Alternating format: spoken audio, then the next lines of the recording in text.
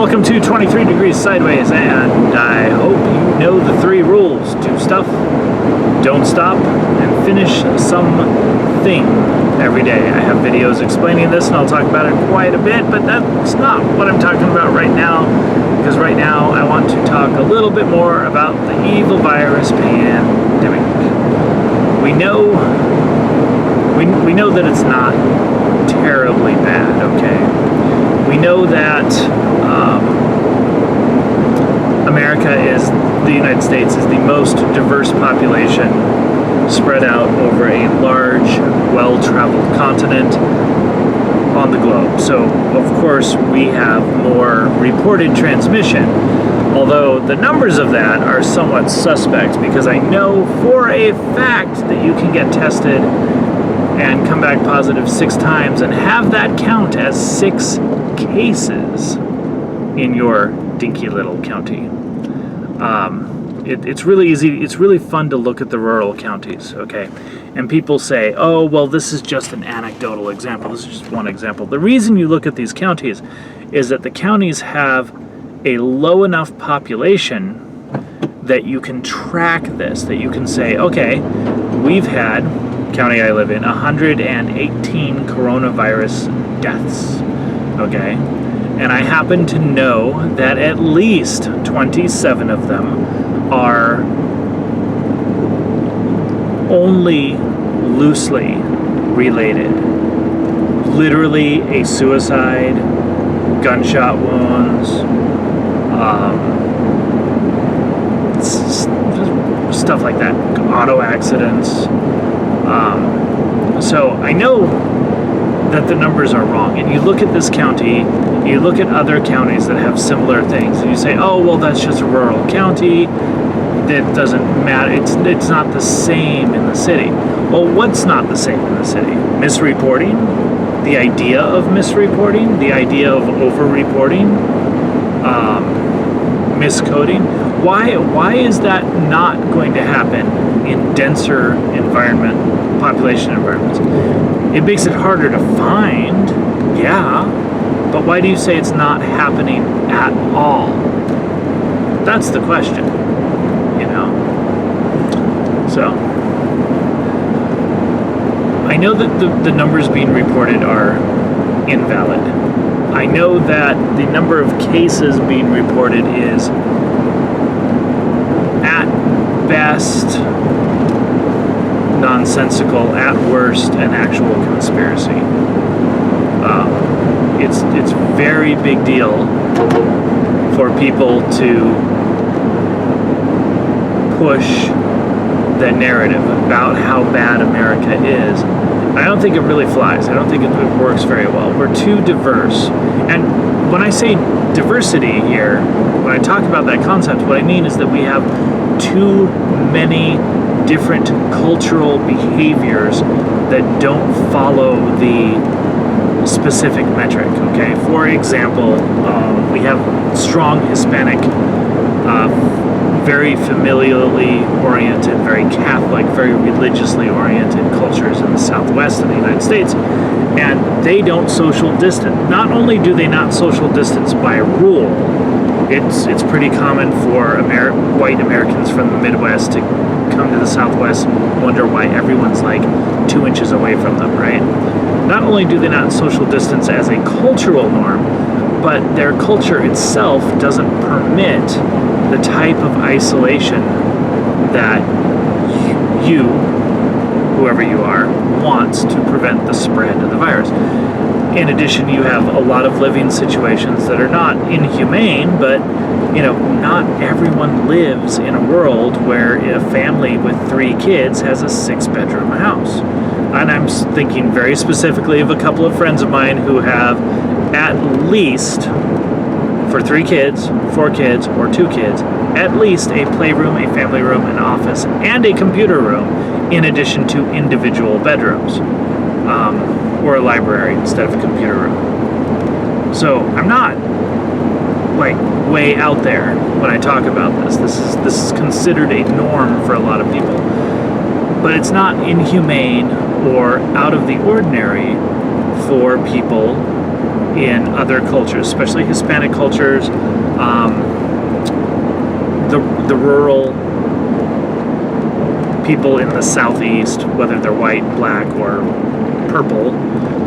It's not uncommon to have 3 kids in a bedroom, 4 kids in a bedroom. It's not unknown, unheard of to have, no room for the baby until the baby's 3 or 4. It's not even unhealthy. This is good for your baby, actually, but it's not the norm that you have a different type of living room, library, computer room, game room, kids room for each member of the family. Okay, this is not the norm. So you have more dense situations, which means you're going to have more transmission. The thing is, while we have all this transmission, we don't have the deaths. We don't have a mortality rate that supports any sort of negative viewpoint or reporting on the United States. We get the negative viewpoint and reporting on the United States solely for political reasons and to stoke fear and anger, specifically anger against the evil people who don't take it seriously enough.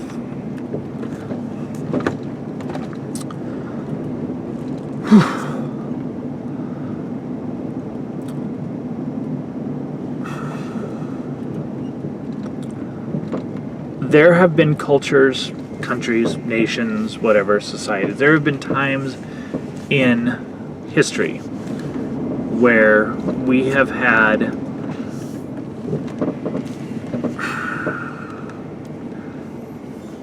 populations that were demonized to this degree. It always ends up in violence. Depending on what those populations are, that violence can be genocide against the people because they're weak, or it can be the sort of civil war or even overthrow that comes completely unexpectedly out of nowhere for the normal population. This happened in Rome a couple times.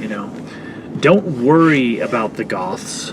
You invite them in and then you don't feed them. You kill their people. You do whatever after agreeing to take them in as part of your military, and then they go sack Rome. Okay, and in the process they join up with all the criminals, the escaped slaves, everything else, everything in your society that is not part of the norm. This is a very interesting thing to look at in history. At the same time, then on the other side you have something like the kulaks. The kulaks produce most of the food, but you demonize them and then you kill them all, and then you have a huge famine for your country. So this never is going to work out, right? It's never going to work. You end up with the killing fields or kulaks or sacking Rome. Do you really want us to sack Portland and San Francisco? Because that's looking pretty good right now.